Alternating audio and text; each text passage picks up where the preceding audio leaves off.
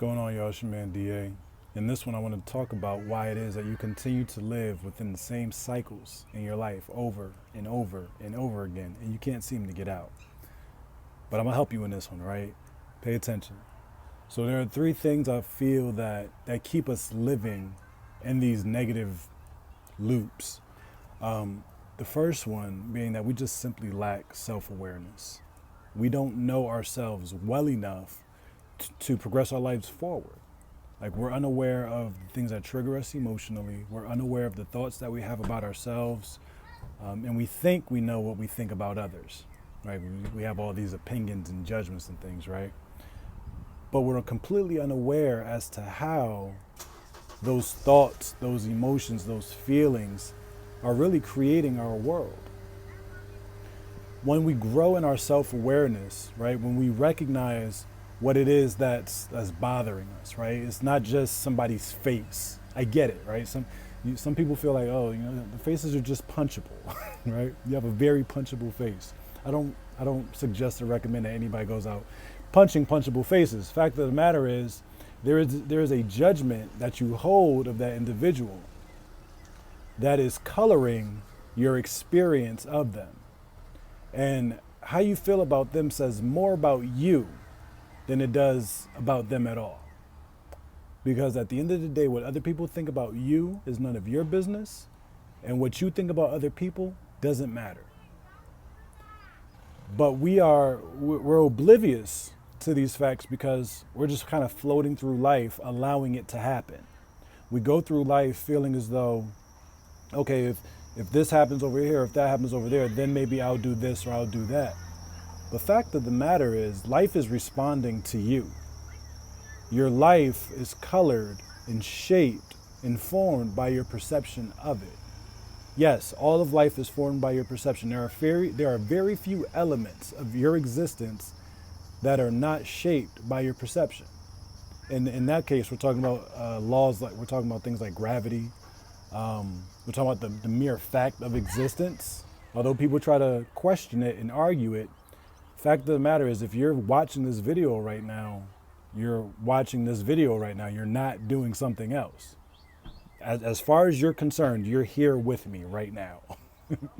Now, you may be a part of a consciousness and an avatar with a physical presence elsewhere, but can you take me there? Do you know where it is? Do you know who you are as that being? Now, there's some people who might claim that they do, and I'm not here to argue with them one way or the other. The fact of the matter is, there are a few things that our perception has no bearing on. But for a good 99, 98% of our existence is shaped by our perception. Life is colored by our view of it, right?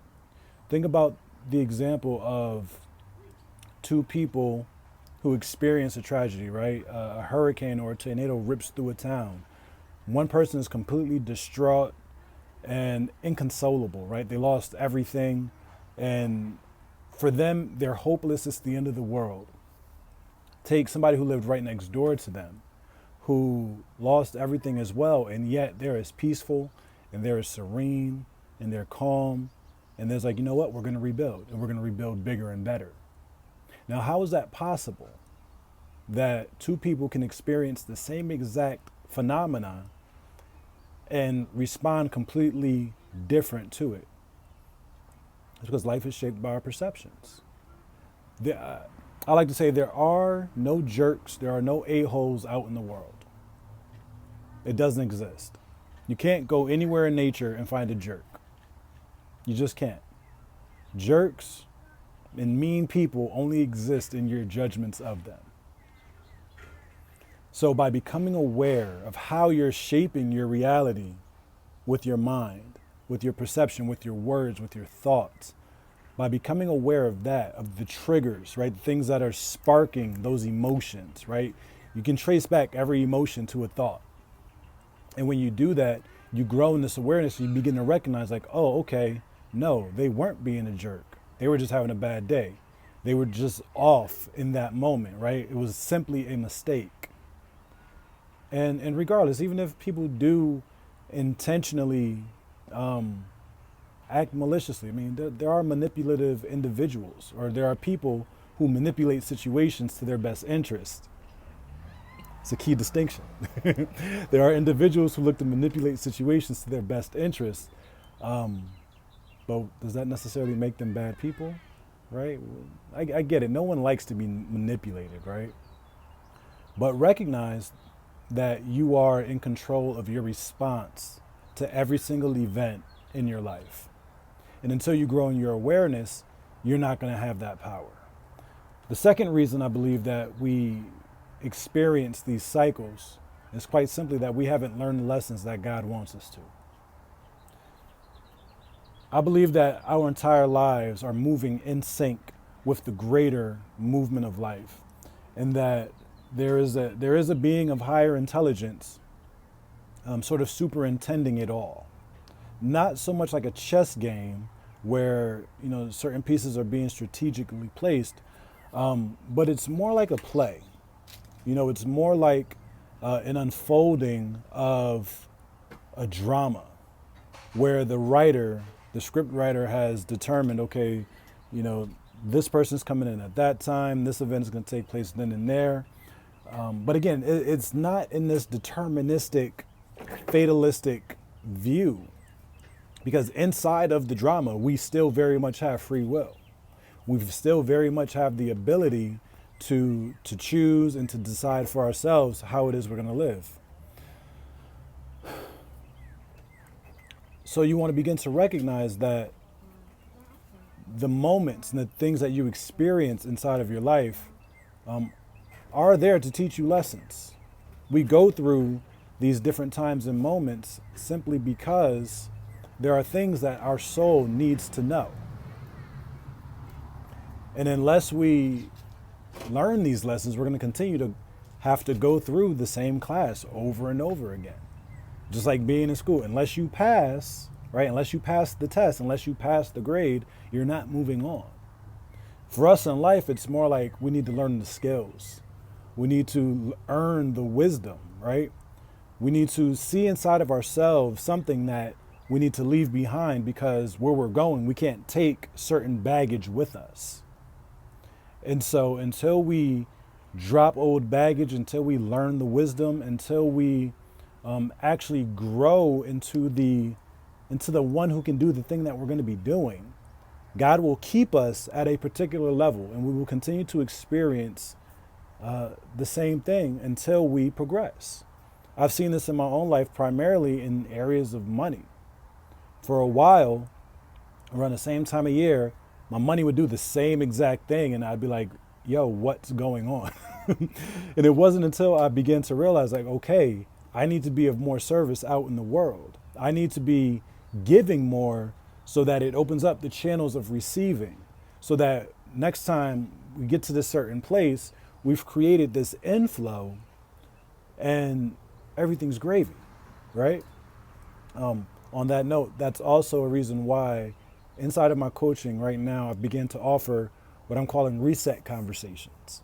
And what the reset conversations are, I mean, how many of us would love to go back to the beginning of life with all the information that we have now, right? Knowing what you know now, if you could go back, what would you do? These conversations, these sessions that I'm creating with people now do just that. We're not going to erase all of life, right? You're going to get to start fresh with all of the information, with all of the wisdom, all the knowledge that you have now. And you're going to get to use it in such a way that you forgive your past, you stop sabotaging yourself, and you actually create a clear vision for yourself so that you can move forward in life and actually achieve the goals that you want. Because, I mean, living in these cycles, it ain't it. I've been there, I know it, it's not the wave. So if you want to move forward in such a way that you're really brand new and you want to start fresh with a clean slate with no limiting beliefs to detract from your energy and your momentum, if you want to learn what it's like to live in such a way that you don't care about people's opinions, if you truly want to step into the freedom that you know is available to you but you have yet to access it, reach out to me via email. It's down in the description box below, and we can make that happen, you dig? But the third reason, right? The third reason most of us continue to live inside of these cycles that perpetuate in our life is quite simply we haven't decided to elevate. We are choosing consciously to stay where we are. The primary reason for that is that we're comfortable. But here's the paradox of that, right? Because everybody talks about, oh, you got to get out of your comfort zone. If you want to expand, you got to grow. You got to play out of your edge. You got to do all the stuff, and it's true. Because comfort is uncomfortable. It sounds basic. It seems like something that I shouldn't have to say, but the comfort that we experience in life when we are not living the lives that we want to live, that comfort is actually discomfort. But we're too afraid